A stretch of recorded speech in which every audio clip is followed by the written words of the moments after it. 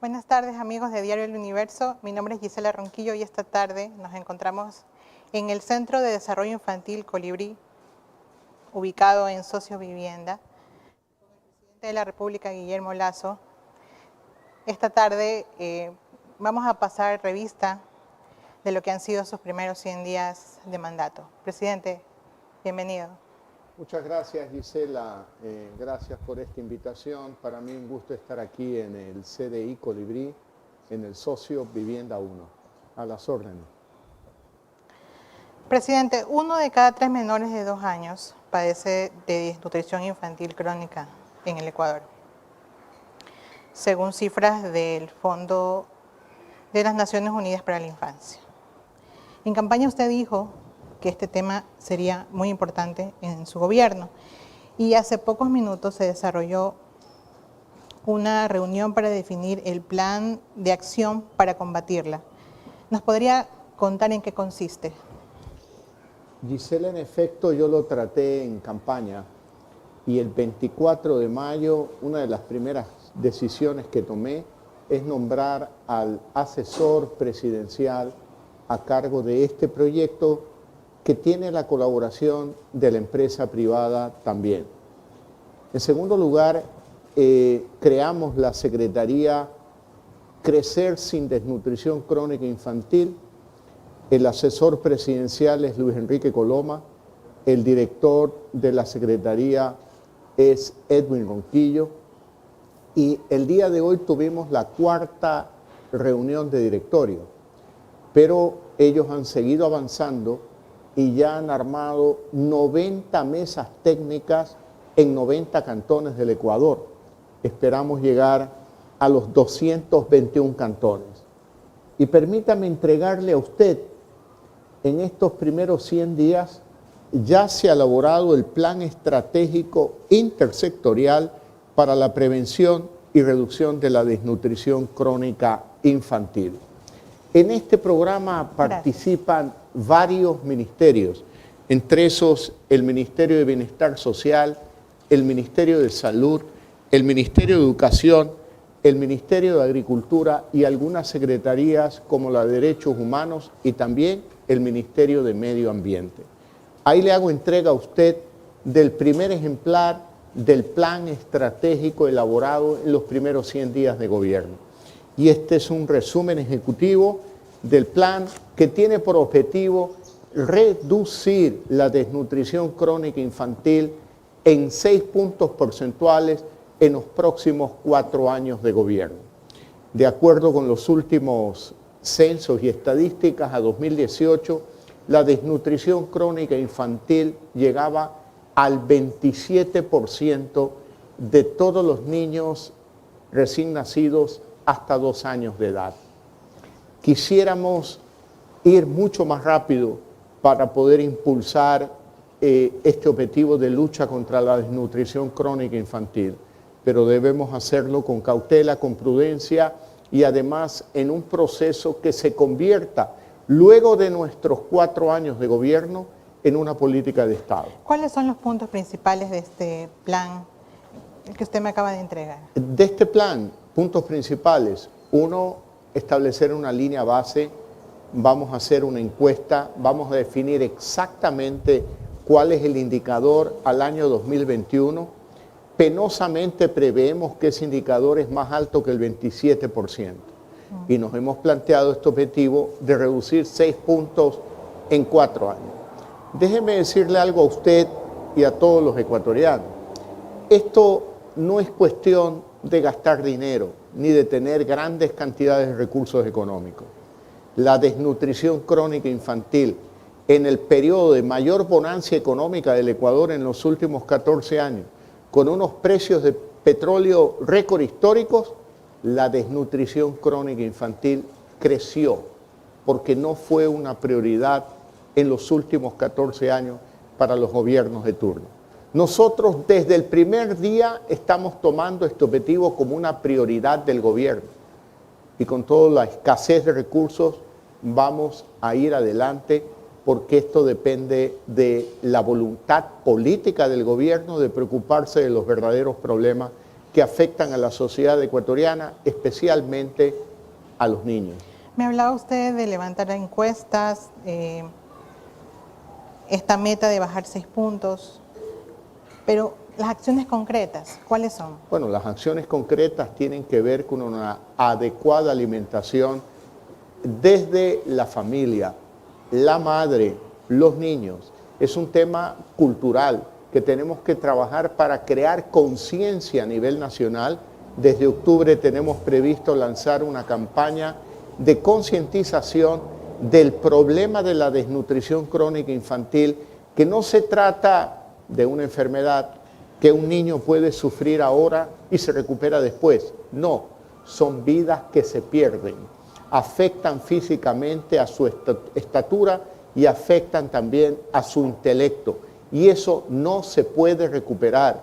Por lo tanto, o trabajamos ahora o perdemos una generación de ecuatorianos que se van perdiendo por falta de atención a este grave problema social. Expertos mencionan que este tema debe abordarse de manera integral, ¿no? Usted hablaba de la atención a la madre, a los niños,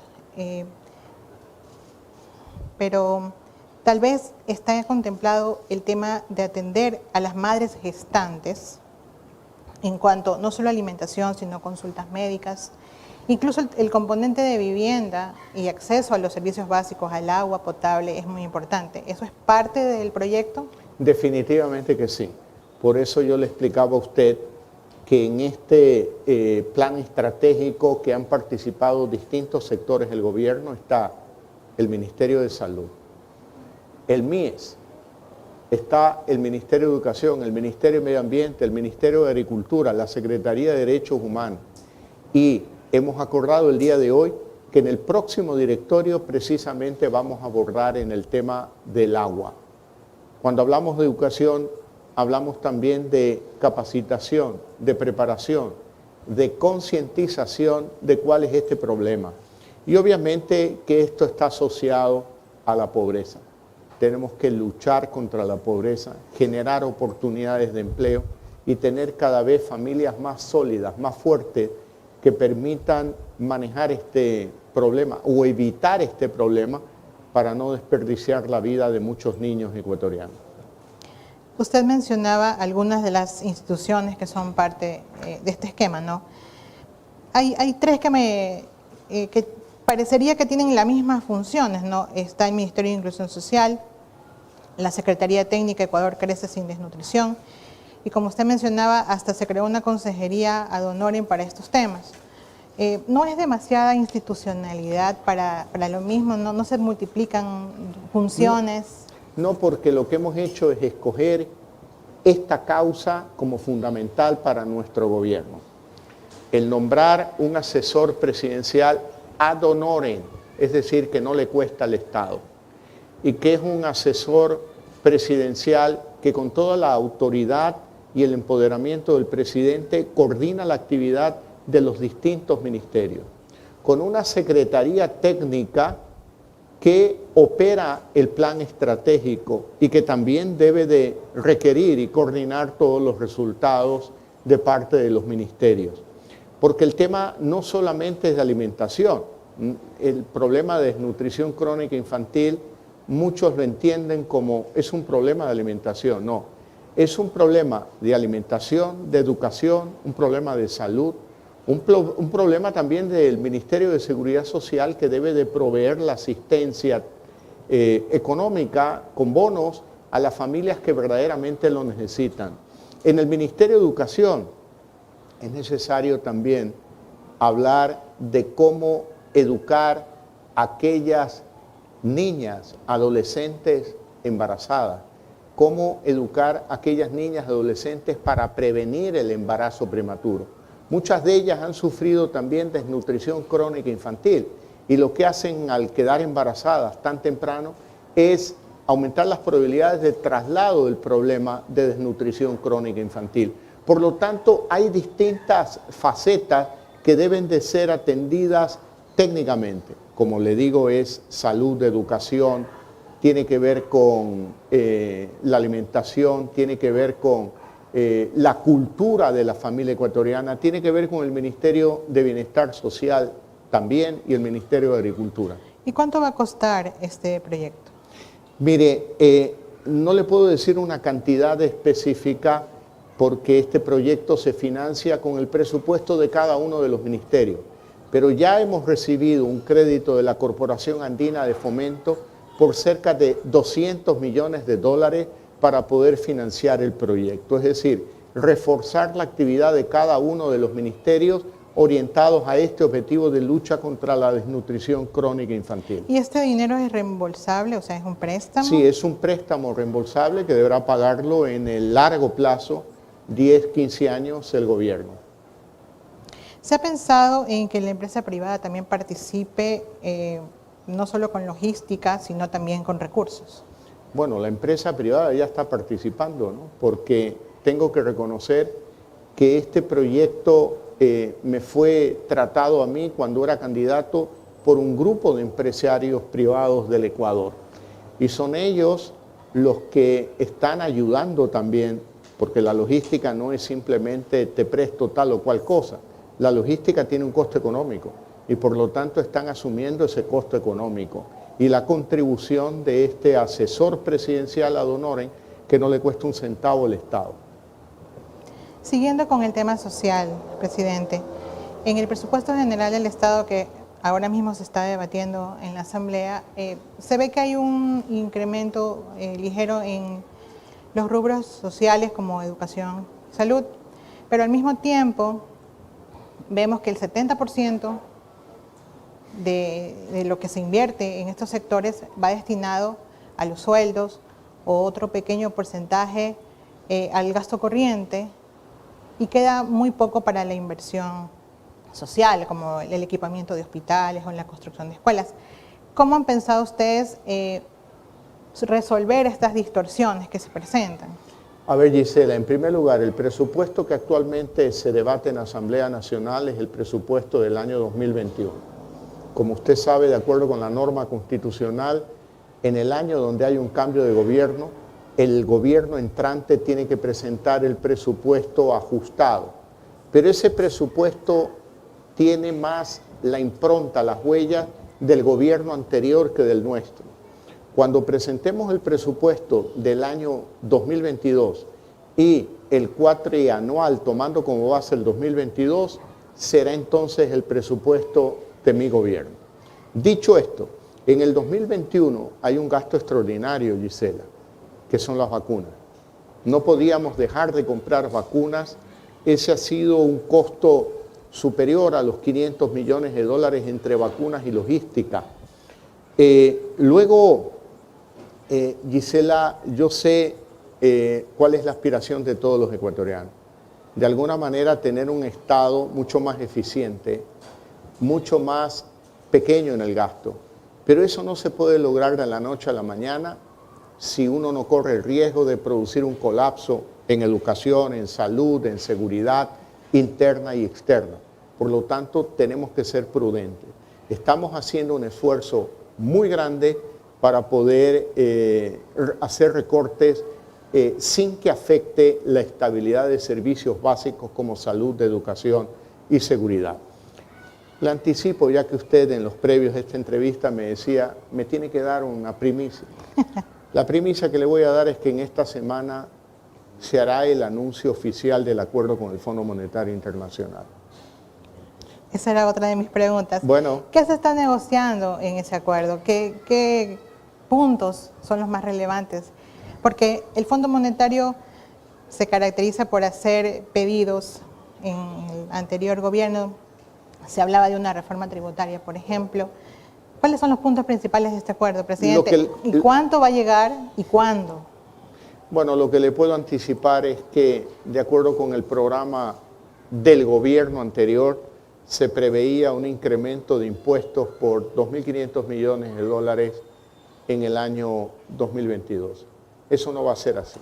Se lo garantizo porque hemos sabido negociar y demostrar que el Ecuador tiene otras alternativas y salidas como es reducción del gasto, que lo vamos a lograr, incremento de la producción petrolera, que lo vamos a lograr, mayor eficiencia en la recaudación tributaria, a efecto de que aquellos que evaden o eluden impuestos, pues tengan que empezar a pagar esos impuestos, y obviamente un componente que en definitiva es lo más justo. Los que más tenemos vamos a tener que pagar y asumir el costo de la vacunación y de la pandemia. Y eso es algo justo, que aquellos a los que nos ha ido mejor en la vida y tenemos mayores ingresos, tengamos que aportar más. ¿Y eso pasa por un incremento a qué impuesto? ¿El impuesto a la renta? No, no pasa por incremento de impuesto a la renta ni del IVA tampoco. Ya verá usted lo que vamos a presentar en lo que yo desde ahora doy en llamar la ley de creación de oportunidades, creando oportunidades, que tiene que ver con temas y reformas necesarias en el sector de hidrocarburos, en el sector de los minerales, en el sector de energía, en el sector de telecomunicaciones, en el tema de obras públicas, donde tenemos identificado proyectos de inversión por cerca de 5.000 millones de dólares. Usted me va a decir, ¿y de dónde van a sacar el dinero? Bueno, del sector privado, porque el gobierno, como usted bien lo señaló, no tiene recursos para invertir. La mayor parte de los recursos son recursos de gasto corriente para la operación del gobierno. Pero bueno, vamos a trabajar con el sector privado local e internacional para poder llevar a cabo toda esta cantidad de proyectos de inversión que van a demandar reformas legales para facilitar esa relación del gobierno con el sector privado. ¿Y ya tienen un monto de cuánto va a llegar? ¿La inversión? No, del Fondo Monetario. Bueno, lo que aspiramos del Fondo Monetario y de los multilaterales son cerca de 4.500 millones de dólares, una parte en este año y otra parte el próximo año. ¿Y en qué se va a usar principalmente? Bueno, se va a usar en el financiamiento de la actividad del gobierno, donde dentro de esa actividad hay valores de inversión, como por ejemplo son los bonos que reciben los distintos sectores de la sociedad ecuatoriana. En este mismo presupuesto que conversamos, se menciona como una de las principales fuentes de financiamiento la llegada de estos recursos de los organismos multilaterales. Es decir, que nos seguimos endeudando, presidente. ¿Hay alguna forma de que esto se revierta en algún momento? Definitivamente. Dejar de depender del endeudamiento. Mire, uno de los objetivos de mi gobierno en los próximos 4 años es lograr superávit fiscal. Es la única manera de revertirlo. Porque si usted mantiene permanentemente déficit, lo que va a tener es permanentemente que tomar deuda. Lo que usted señala, que no le gusta a usted y no le gusta a los ciudadanos, y no me gusta a mí tampoco, pero no lo podemos cambiar de la noche a la mañana. Pero sí nos hemos planteado como objetivo gradual en los próximos 4 años lograr superávit fiscal. Yo espero entregar el poder en mayo del 2025 con un país muy distinto al actual, con un superávit fiscal que de mantenerse podemos empezar a bajar la deuda. Presidente, usted ha anunciado que ya se ha cumplido la meta de 9 millones de personas vacunadas en 100 días. ¿Se podría decir que ya se alcanzó la inmunidad colectiva? No, no se ha alcanzado. Esta es una primera etapa. Yo ofrecí en campaña inmunizar o vacunar con 9 millones con 2 dosis a 9 millones de ecuatorianos en los primeros 100 días de gobierno. Esa meta ya se cumplió. Hemos llegado al 52% del total de la población y algo más del 72 o 73% de la población mayor de 16 años. Pero esa es la primera parte del plan. Debemos de continuar. Para lograr la inmunidad colectiva tenemos que llegar al 85% de la población total. Espero y aspiro que lleguemos a esa meta a finales de año. La tercera dosis sigue en análisis, presidente. Está en análisis científico, 1, la tercera dosis, y 2, la vacunación de menores de 12 años, niños de 2 años con una sola dosis. Esas son teorías científicas que en la medida que se vayan comprobando, del ser el caso, pues el Ecuador está listo, créame. Es decir, que todavía no hay una decisión, digamos, gubernamental. No, no hay una decisión gubernamental porque todavía son, digamos, especulaciones científicas. Ya, ¿y cuántas vacunas faltan por llegar? ¿Cuánto ha quedado de lo que se trajo en el gobierno anterior y de lo que usted ha logrado gestionar ya actualmente? Hablemos del día de hoy. Actualmente están vacunados 9 millones de ecuatorianos con 2 dosis y hay aproximadamente 1.800.000 ecuatorianos vacunados con una sola dosis.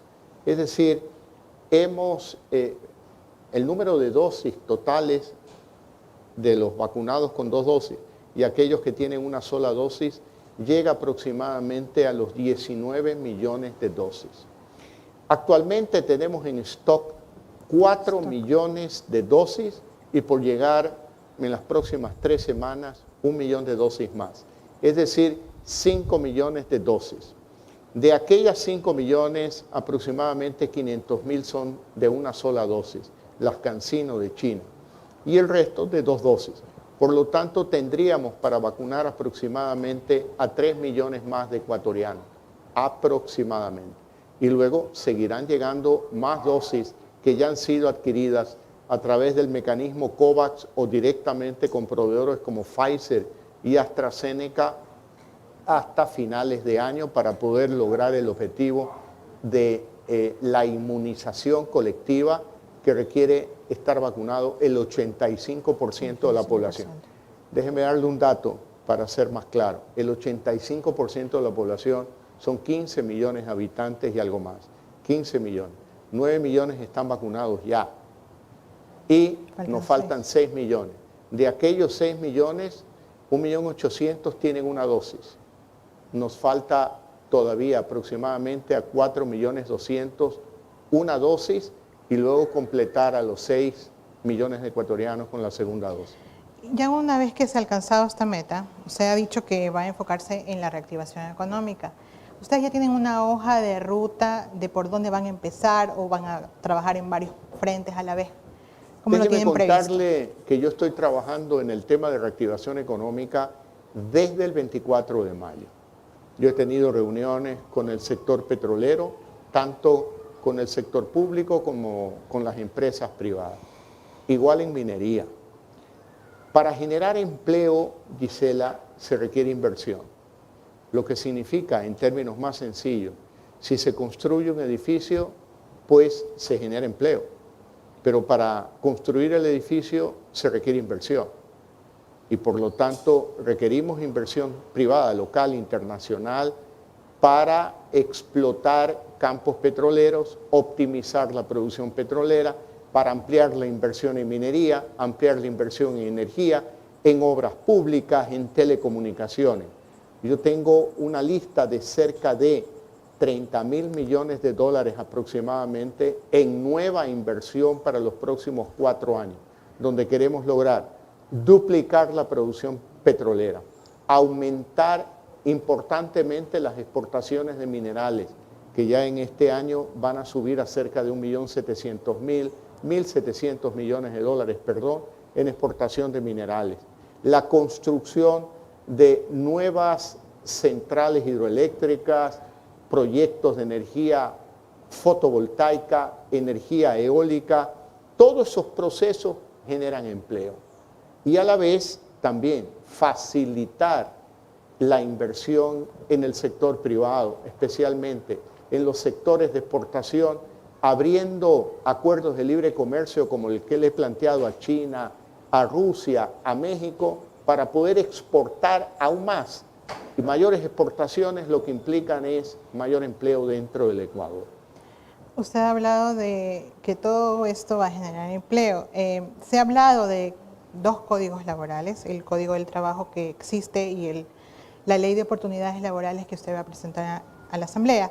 Ahora, ¿cómo pueden coexistir 2 legislaciones laborales? Es decir, las personas que ya tenemos o estamos bajo la figura del Código del Trabajo, ¿no nos pueden pasar a la otra? No, definitivamente que no. Continúo la pregunta. El empresario que quiere contratar gente puede decidir, yo quiero a mi gente bajo esta ley o bajo la otra. ¿Qué condiciones deben cumplirse para que no haya trampa, digamos? A ver, Gisela, tenemos 2 Ecuadores.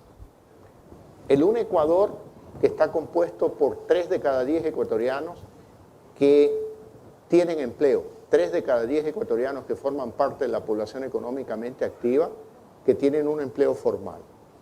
Y el otro Ecuador compuesto por los 7 de cada 10, el 70% de la fuerza laboral del Ecuador que no tiene un empleo formal, que vive en la informalidad, en el subempleo y en el desempleo.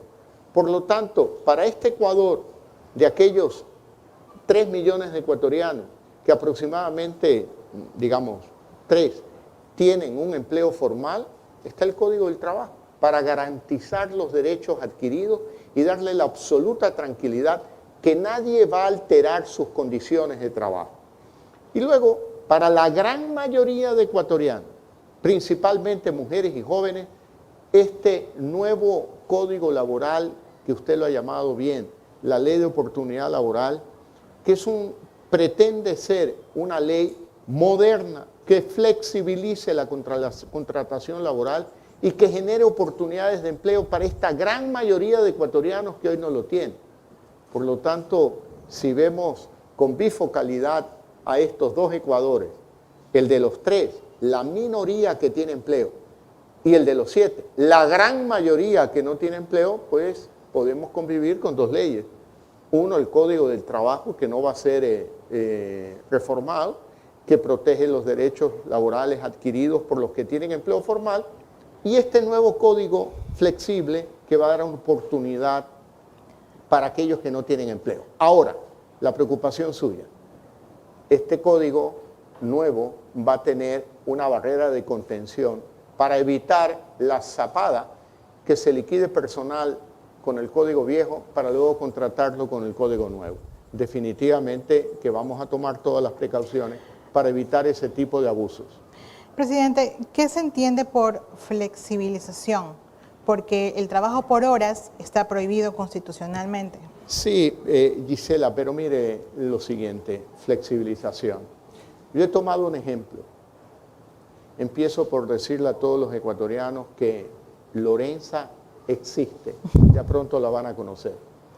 Presente. Lorenza es una mujer como muchas mujeres ecuatorianas.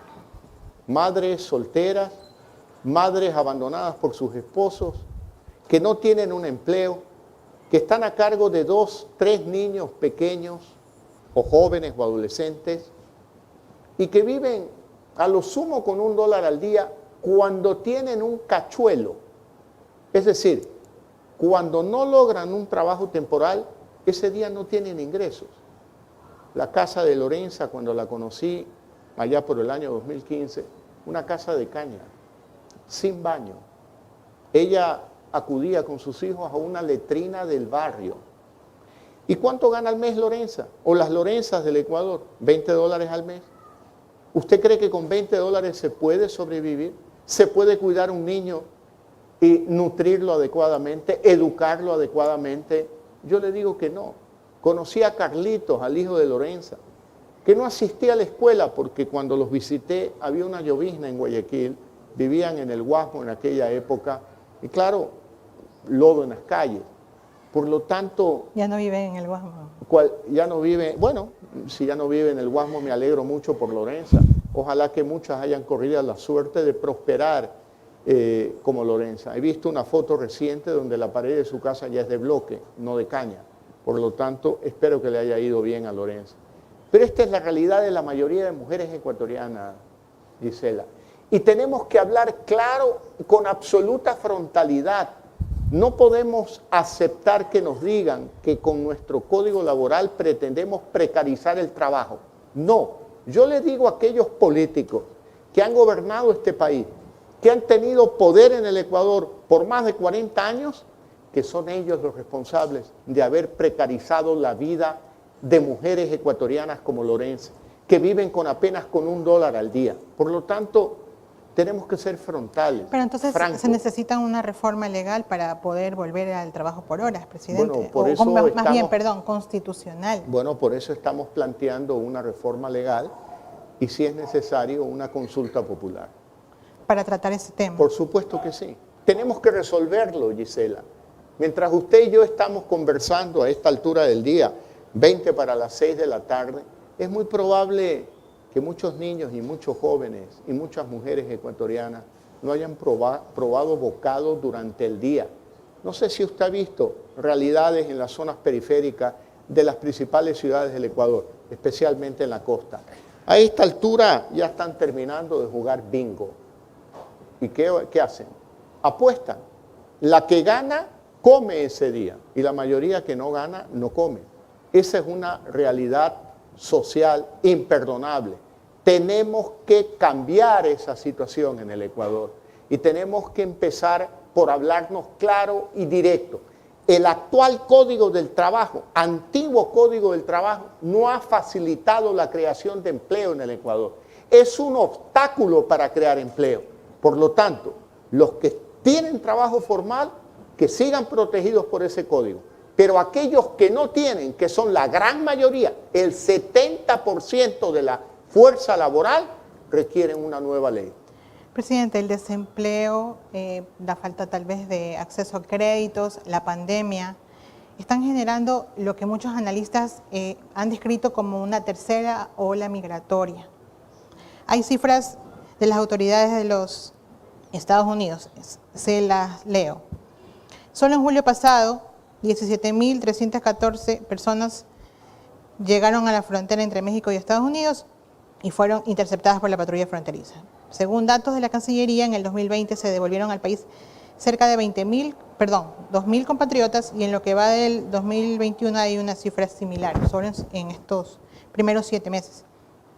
¿Qué está haciendo el gobierno para atender a este grupo de personas que está desesperada, que se está yendo y que está muriendo en la frontera? Bueno, yo le estoy explicando a usted que no solo a ese grupo de personas, sino a los que todavía se quedan en el Ecuador. Tenemos que crear empleo. Y la única manera de crear empleo es promoviendo la inversión. Y no solamente la inversión local, la inversión internacional. Vea usted, Gisela, en el Ecuador vivimos 17 millones y medio de ecuatorianos, pero en el mundo viven 7.400 millones de habitantes. Por lo tanto, en ese mundo está la gran oportunidad para el Ecuador, para vender más banano, más cacao, más camarón, más café, pero más productos digamos que eso es del mar. algo que vendrá, digamos que en estos meses, en los 4 años, pero la gente se está yendo ahora, presidente. Sí, claro, pero le digo con toda sinceridad, no soy mago. Yo no puedo crear empleo en 24 horas. Si no hay inversión, no hay empleo. Y no podemos ficticiamente crear más empleos en el sector público porque no es la solución. La solución es promover la inversión local, internacional, facilitar la inversión de parte del sector privado, modernizar leyes como la ley laboral, abrir la economía al mundo suscribiendo acuerdos de libre comercio como me he propuesto, al menos con las 10 economías más grandes del mundo, para que precisamente en los próximos años podamos vivir una realidad distinta a la que vivimos hoy. Los temas legales que hemos conversado, el tema de la ley laboral, el tema tributario, pasan por la Asamblea y usted no tiene una mayoría en la Asamblea. ¿Usted no se arrepiente de no haber armado esta mayoría legislativa en mayo con los socialcristianos y los correístas? No, no me arrepiento en lo absoluto. Y bueno, la realidad de la Asamblea es la que es. Cuando presente el proyecto de ley, veremos si son o no coherentes con lo que han sostenido en los últimos tiempos, tanto unos como otros. Porque claro, ¿usted cree que la eliminación del impuesto a la herencia, por ejemplo, va a ser negada por algunos partidos que han sostenido la necesidad de bajar impuestos? Yo no creo, yo no lo creo. Y yo no pierdo la esperanza y apelo a ese espíritu patriótico que cada uno de los asambleístas lleve en su alma. Porque este no es darle gusto a Guillermo Lasso, ni darle gusto al gobierno de Guillermo Lasso. Es dar respuestas al Ecuador, es dar respuesta a la mujer ecuatoriana que no tiene empleo, es dar respuesta a los jóvenes ecuatorianos que no tienen oportunidades ni de empleo ni de estudios en el Ecuador, es dar respuesta a este problema de migración que usted lo señala. ¿Qué quieren? ¿Que la situación se agrave? ¿Quieren que continuemos tal cual como estamos? ¿O quieren un cambio como el que yo voy a proponer a la Asamblea Nacional? Presidente, para registro histórico, ¿nos podría usted contar su versión de lo que pasó? ¿Por qué no se llegó a este acuerdo? Porque algo contó en su momento César Monge, algo contó Pascual del Siopo, también Henry Kronfle, algo dijo Jaime Nebot. Con todo respeto, Gisela, yo estoy concentrado en los problemas de los ecuatorianos. Ya terminamos la etapa de vacunación, la primera etapa. Continuamos la siguiente.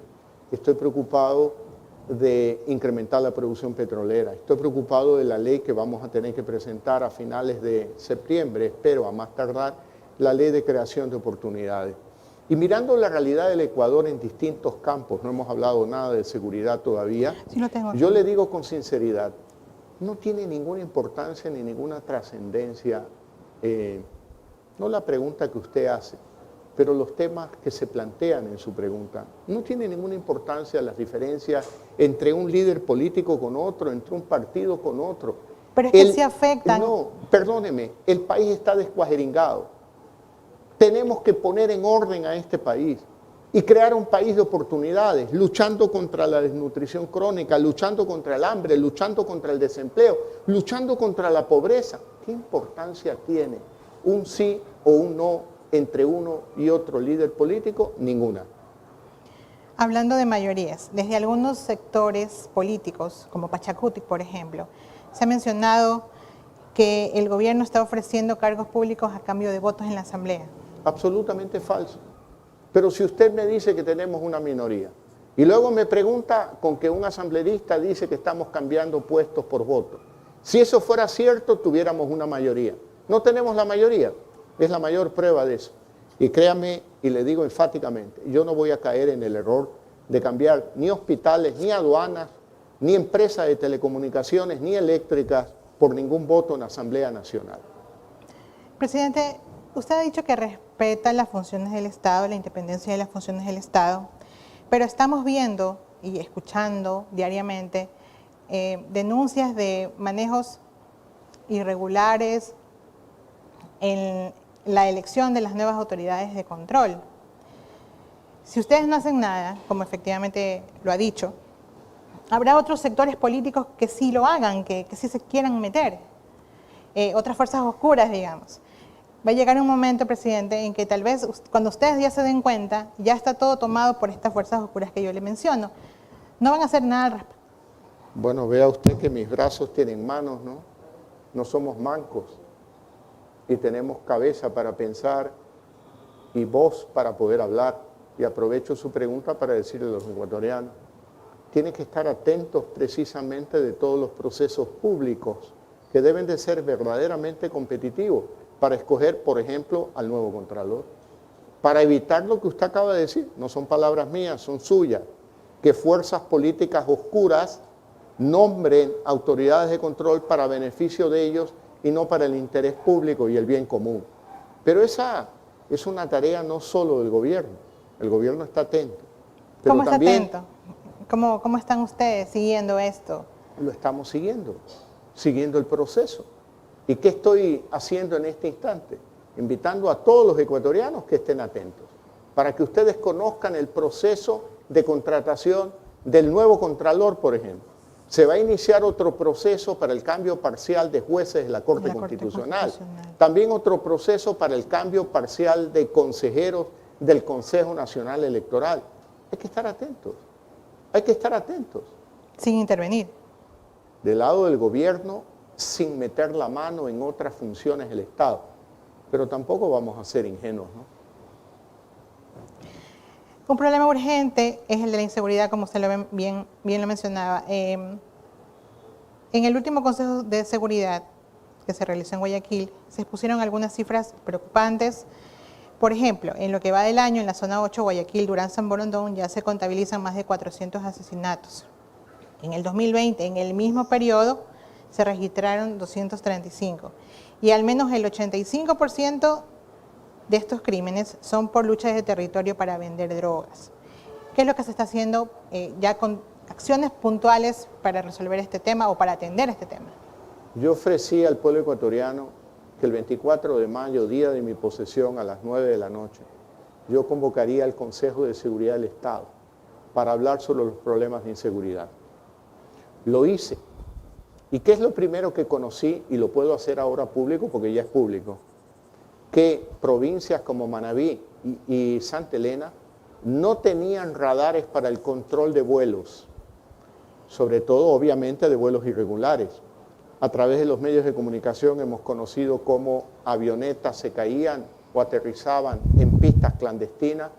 Muchas de ellas traían armas y traían dinero y otras sacaban drogas. Por lo tanto, ¿qué era necesario? Acometer un proyecto que ya lo comenzamos. Instalar radares tanto en Manabí como en Santa Elena. Vea usted el barullo que se armó por apenas 2,5 hectáreas que fueron declaradas zona de seguridad del Estado para la instalación de un cuartel militar, donde se va a instalar un radar para el control de los vuelos en la provincia de Manabí. Y ese proyecto, que demanda una inversión de más de 40 millones de dólares, nos va a permitir tener una cobertura de 100% en todo el territorio nacional, en primer lugar. En segundo lugar, hemos visto las expresiones de las mafias en las cárceles, amotinamiento, en una expresión de decir, levanto la mano, aquí estoy yo, no te olvides de mí, ven a negociar conmigo. Pistolas. Nosotros no vamos a negociar con las mafias. Y estamos llevando a cabo un proyecto con el director de la SNAI por cerca de 80 millones de dólares para mejorar controles básicos en las cárceles, proteger la seguridad de las personas privadas de libertad. Perdón si no entendí, presidente. Usted me está diciendo que desde las cárceles las mafias les han pedido acercamientos con el gobierno.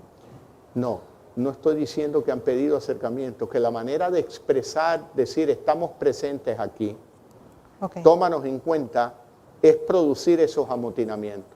Y la respuesta clara, firme, frontal y definitiva con el gobierno es no vamos a transar. Lo que vamos a hacer es una inversión de cerca de 80 millones de dólares para mejorar la infraestructura física de las cárceles, la tecnología en las cárceles con escáner, con inhibidores, como con cámaras de televisión. Por lo tanto, ahí hay una segunda acción importante de mi gobierno en materia de seguridad. Y la tercera, la que se ha producido la semana pasada aquí en Guayaquil, precisamente para atender esos números que a usted le preocupan en la provincia del Guaya. La ministra de Gobierno, junto con la Policía Nacional y el gobernador del Guaya, trabajando para crear un sistema de control que ya comenzó desde el día de hoy. Fue publicado en su periódico, en el diario El Universo, que estaba viniendo personal desde otras provincias del país a la provincia del Guaya para fortalecer la seguridad ciudadana en la provincia. Tenemos que luchar contra males como el narcotráfico. Tenemos que luchar. Penosamente, en los últimos 14 años, los dos gobiernos fueron contemplativos, facilitaron las actividades del narcotráfico en el Ecuador. ¿Y qué tenemos como consecuencia? Que el Ecuador, que era un país de solo tráfico de drogas, hoy también es un país donde se consumen drogas, se pervierte a la juventud, se daña a los niños y a los jóvenes, y hasta forman parte de bandas de sicariato. Por lo tanto, el problema es muy serio.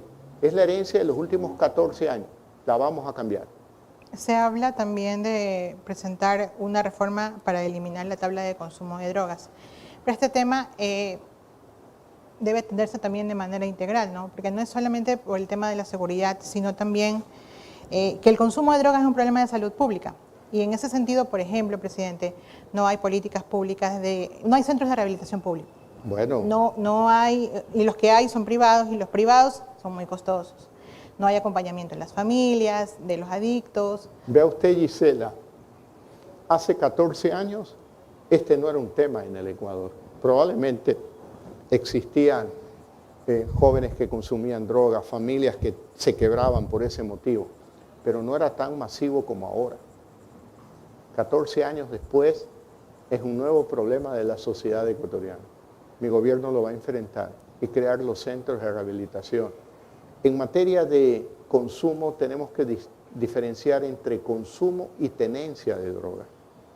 No, en ningún caso pretendemos penalizar el consumo de drogas, pues es un problema de salud pública donde tenemos que actuar con campañas de prevención y con campañas de rehabilitación.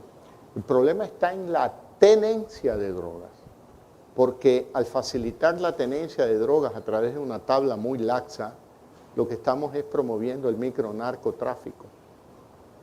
y que es un problema serio para la sociedad ecuatoriana, como usted lo ha descrito. La ministra ha hablado de que en 15 días lo van a presentar, pero no 15 días, me imagino yo que tienen ya todos los estudios listos de cuál es el gramaje que pueden portar o definitivamente se elimina. ¿Qué más Supongo yo. estudio que 12 años de campaña, oyendo todos los días en mis recorridos por el Ecuador, llorar a madres, llorar a padres, mirando que sus hogares se han quebrado, se han destruido? ¿Por qué? Por el consumo de drogas, conociendo historias de que quienes venden las drogas en las escuelas son, en algunos casos, los estudiantes mayores, profesores en otros casos, malos profesores, y en otros, ve usted, hasta padres de familia que no tienen empleo. ¿Qué otro diagnóstico? ¿Qué quiere que espere? ¿Que contrate a la ONU? ¿Que contrate a un estudio de consultoría intergaláctico? Pero si ya vemos la realidad, y la conocen muchas madres ecuatorianas, algunas que nos acompañan acá, y lo saben, tenemos que darle una solución. No podemos actuar con la indiferencia con la que se actuó en los últimos 4 años y con la proactividad a favor de esa actividad ilícita con la que se actuó en los 10 años previos al último gobierno. Quisiera hacer un breve repaso de algunas de sus ofertas de campaña, presidente. Vamos. Usted dijo que donaría su sueldo, ya lo está haciendo. Todavía no, porque he tenido que dedicarme a la vacunación, pero ya lo voy a hacer, no se preocupe, que no me lo he gastado. Y lo voy a hacer bajo un sistema donde la primera dama va a escoger el destino de la donación de cada sueldo mensual. O sea, cada mes va a ser una organización Sí, ONG claro. diferente. Sí, que ella me diga y bajo un sistema donde puedan aplicar y decir, levanto la mano ahora que este mes me toque a mí. Pero ¿eso cómo sería? Porque entiendo que usted no puede desviar su sueldo, sino que tiene que igual recibirlo y luego... Usted lo ha dicho, conoce muy bien las leyes. Lo recibo yo y luego giro un cheque como una donación a favor de la organización que decida la primera dama. El aumento del sueldo básico a $500, ¿cómo se va a dar, presidente? Lo dije claramente, es gradual, no es de un solo golpe. Comenzaremos desde este diciembre para el año 22 y terminaremos en el año 25. Y siempre dije, de acuerdo a la situación económica del Ecuador. Así que... O sea, no es que es 25, 25. Cuando llegue diciembre tomaremos la primera decisión. Las tasas de interés, presidente. Las tasas Se de interés suponía han que el bajado. Banco Central tenía que presentarle una propuesta a las juntas monetaria y financiera para que se tome una decisión al respecto. ¿Cómo va eso? Hagamos una precisión. De acuerdo con la ley de dolarización, hoy el Banco Central es autónomo e independiente del gobierno. Por lo tanto, yo no puedo opinar sobre eso porque es el Banco Central con la Junta Financiera la que tienen que tomar esas decisiones. Lo que yo sí le puedo señalar, porque veo el mercado, en primer lugar ha bajado el riesgo país, de 1.300 puntos a 780 puntos. Eso ha ayudado a que baje la tasa de interés local. Ya hay tasas de interés para las empresas AAA de no más del 5,5% anual. La banca tiene liquidez y tiene hoy poca demanda de crédito. Por lo tanto, eso lleva a que las tasas de interés sigan bajando en el Ecuador. Me habla de empresas AAA y los ciudadanos, ¿cuándo podemos palpar ya ese...? Los ciudadanos AAA también. Hay gente que tiene un gran historial de crédito en la banca y por lo tanto, claro, usted comprende que yo algo entiendo de ese tema, la tasa de interés debe estar relacionada al nivel de riesgo. Y por lo tanto, en la medida que el riesgo sea menor, la tasa es más baja. Pero mucha gente en pandemia, su riesgo, o sea, quedaron muy mal, ¿no? Porque no pudieron pagar sus créditos. Y en ese ¿Recuerda usted un caso en particular que me lo trató en pandemia, ¿no?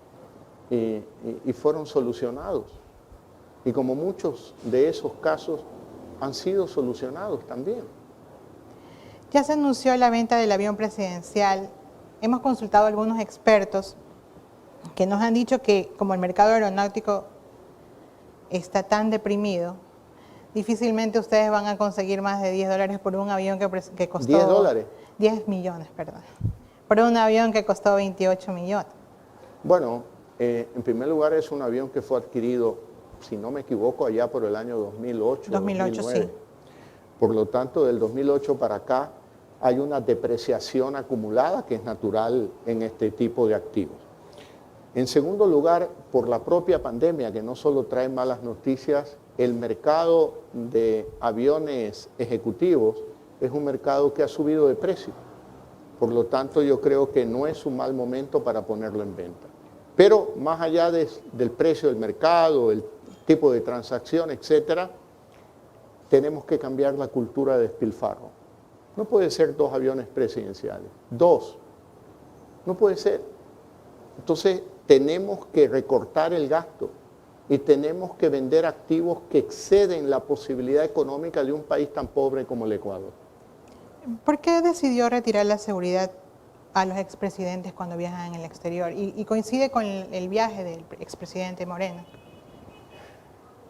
Había un eslogan, no sé si exista todavía, pero cuando yo era chico, que decía, del real nos vamos al mundial. Y eso quería decir que de cada real se iba ahorrando de a poquito. ¿Cómo quiere usted que yo baje el gasto público cuando frente a mis ojos hay despilfarro? No puede ser, no puede ser. La seguridad, muy bien, pero dentro del territorio ecuatoriano. Porque no podemos estar gastando 50.000, 100.000 dólares mensuales en hotel, en viáticos, enviando gente a cuidar a expresidentes que en el exterior no corren el riesgo de lo que pueden correr en el Ecuador. Entonces, lo primero que yo hice es, por decreto ejecutivo, eliminar la seguridad a los hijos del presidente y vicepresidente de la República. Eso en primer lugar. Y en segundo lugar, limitar al territorio ecuatoriano la seguridad de los exmandatarios por un año después de haber ejercido el cargo. ¿Usted cree que Lenín Moreno regrese? Eso no lo sé, pues no soy brujo yo. Cuando usted llegó ¿Usted qué cree? Tampoco soy bruja, Ah, presidente. Bueno. ¿Encontró micrófonos en su despacho, como decía Moreno que había encontrado cuando llegó él al poder? No me he preocupado de eso porque todo lo que yo hablo en el despacho lo puedo hablar públicamente. Estos temas ya son más personales. ¿Cómo va la construcción de la casa que ustedes tenían previsto hacer? Bueno, lo primero que María Lourdes se ha preocupado es la restauración de la residencia presidencial, que ha quedado muy bien. Espero invitarla Hay que algún conocerla. día. Venga un día para que la conozca, ¿no? Eso ya se terminó, ya estamos viviendo ahí. Y lo otro, que es un proyecto familiar, pues bueno, oiga, también hay que poner prioridades, ¿no? Porque en el caso de la restauración de la residencia presidencial fue con dinero privado. Es decir, mi esposo y yo somos los que hemos asumido todos los costos de la restauración. Y con esto cierro. ¿Cómo va su rehabilitación, presidente, luego de la operación? La pregunta de cajón, ¿cómo está su salud, presidente? Sí.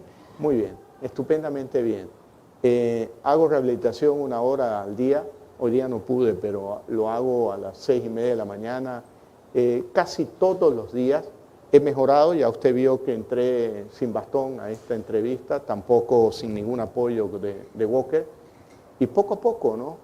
Porque, bueno, pues sufrí un accidente, esta es la vida, así es la vida, y ese accidente me produjo estos quistes dentro de la médula. En Miami, en la última operación, me eliminaron el último quiste, pero todo el sistema neural es como el cabello, ¿no? Si usted lo tiene bajo presión, los cabellos están despeinados, pero si usted saca la presión, la plasticidad neural nunca se pierde, poco a poco se va rehabilitando. Necesito tiempo y terapia. Es decir que... Y paciencia, ¿no? ¿Los médicos le han dicho cuándo usted retomará una movilidad fluida? Totalmente normal. No, Sí. no me lo han dicho, porque ya le digo que depende de que esta plasticidad neural recupere su normalidad. Y eso depende, nadie lo sabe, no es un asunto, no es como una operación al corazón o no es como una operación a la vesícula. La operación de médula no son tan frecuentes como las operaciones al corazón. Pero ahí estamos, Bueno. con mucho ánimo, luchando y trabajando para el beneficio de los ecuatorianos. Bueno, yo le agradezco por su tiempo, presidente, y muchas gracias a nuestros ¿Y yo le puedo amigos hacer una pregunta? Ah, No. Sí, dígame, me autoriza. dígame. ¿Qué tal le fue en esta entrevista? Usted que es muy buena para escribir y hacer entrevistas de periódico, pero ahora ha hecho una entrevista en televisión, que no solamente ha sido transmitida por El Universo, sino se han enganchado muchos otros medios más. Usted quiere ponerme más nerviosa de lo que ya estaba, presidente. Yo no le dije que usted estaba nerviosa, pero a confesión de parte, relevo de prueba. No se ponga nerviosa, que yo no asusto a nadie. Bueno, muchas gracias a nuestros amigos de Diario El Universo que nos siguieron esta tarde.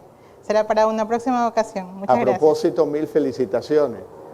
El 17 estaré en el Diario El Universo para conmemorar los 100 años de fundación.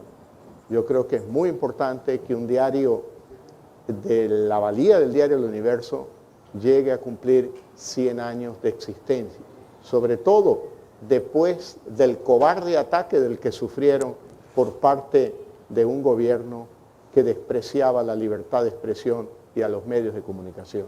Felicitaciones a usted, Gisela, a todos quienes hacen el Diario El Universo, y ahí estaremos el 17 para conmemorar esos 100 años muy bien vividos. Gracias. En este gobierno que hoy nace, llevamos el espíritu del encuentro en el nombre de nuestro país.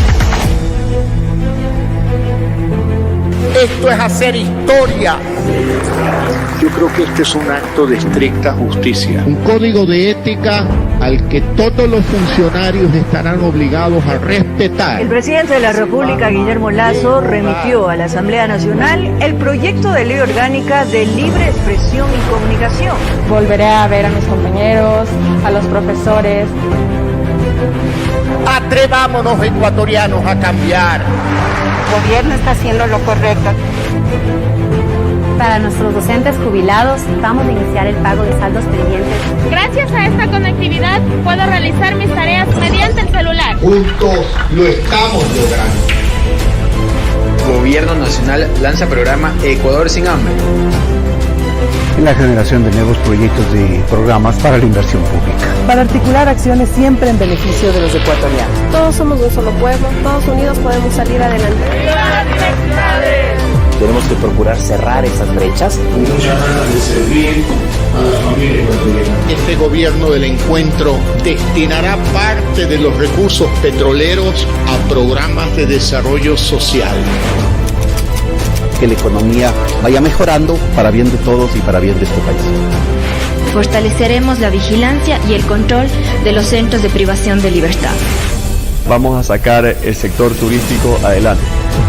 Tenemos algunos lineamientos clave para reactivar a la economía del país de una manera mucho más ágil y rápida. Si es posible volver a surgir luego de la adversidad y hacerlo aún con más fuerza.